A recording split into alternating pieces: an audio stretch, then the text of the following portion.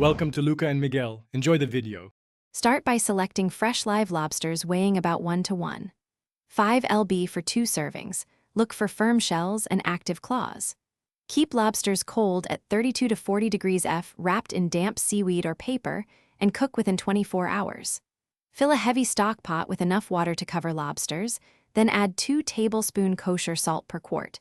Bring the water to a full rolling boil over high heat. Use kitchen shears to tie claws if needed, and prepare an ice bath for quick handling after cooking.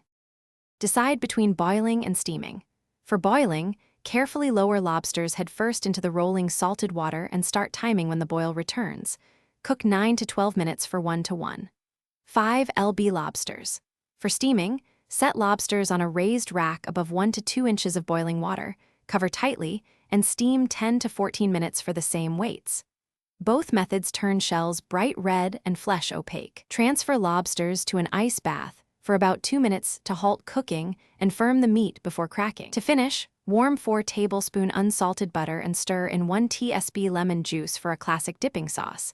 Keep butter at a low heat so it stays warm.